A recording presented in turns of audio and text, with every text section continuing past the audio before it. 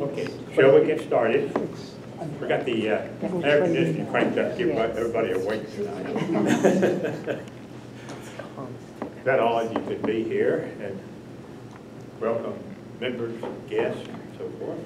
And Lana, you have been here in a couple of meetings. I know it, I'm so sorry, but when I have a conflict with like a group like Hannah or other, they only meet quarterly, so I feel like y'all give me permission to miss that one time. But we're going to give you a chance to tell us what's going on with the city and other things that you're involved in. Short-term rentals, does anybody have any opinion there?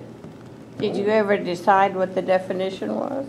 Oh, we know what it is, it's just we got about 3 or 4 different.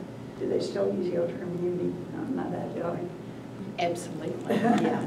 So I think what we start at 10:30 tomorrow with legal, because legal's saying you can't do this and you can't do that, and we know what we can do. So we've, and then we're still hearing, you know, that what the state did last fall was Kelly Hancock said cities should not have any right to put any restrictions. So that's when we pulled our committee off of it. There was a municipal committee. And so the word on the street is that the governor and he can want to do it again. So they just think that if our property owners want to have short-term rentals, then the neighbors just have to learn to live with it. So we'll see what happens. So, so we could get shot down, but there'll probably be a lawsuit somewhere in there along the lines. But it's some really dire situations. And then I have a neighborhood off of Cooper over in the Millbrook area that's been there for a long time, and the neighbors say, I didn't even know there was anybody over there. You know, there have been no issues. So you got the good operators, and then you got the guys that... Well, how many complaints have you actually had about party houses? Oh, many. Really? Many. You know, that's why we all had separate, we had probably over 1,000 people. I don't know if any of you all participated in the survey, you know, but I know Roxanne and I shared a town hall at Duncan Center, and we had 80 people there, and they were people that have, you know, there's big houses around the lake, y'all, big houses, and they make tons of money, you know what I'm saying? And they're saying, we don't run party houses, but over by the university, they're called party houses. You know, so how do you regulate it? And if it's a single family residence, so I'm telling you. So that's our big one that we get to address tomorrow.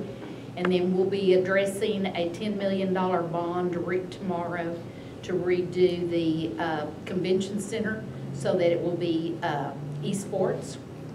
And that all comes out of funds that are already set aside, so it has no impact on our debt or anything there. And all they will come in and redo what we call the ballroom, and that will be set up for that group. And if you, boy, there's somebody you could have come talk, if that's something y'all just say, now, how does that thing work?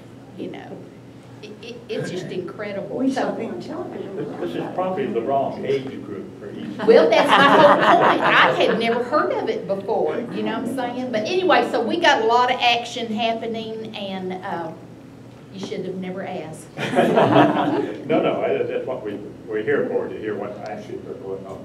Just have one comment. I know soon, in the next few months, you'll get the bond package. We get that presented tomorrow. Tomorrow morning. Tomorrow afternoon. I just want to express my disappointment that, as far as I know, the last iteration did not include the extension of Pleasant Ridge. You know, the last bond election, they had the design of the right-of-way acquisition, and this time, I guess we were expecting to see that Pleasant Ridge build-out. You have a voice. You absolutely, you still have so a voice. I'm just expressing my voice and, right and now. we know what the residents, or what the board, what the committee recommended. Yes. And it I know was sometimes helpful. that changes.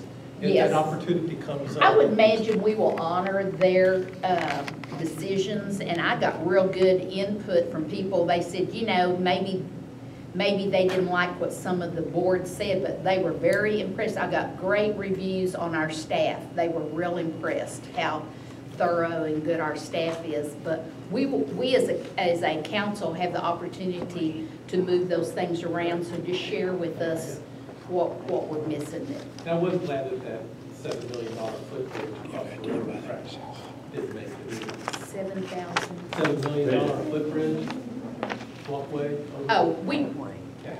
would have never done that. We would have done. He wants you going.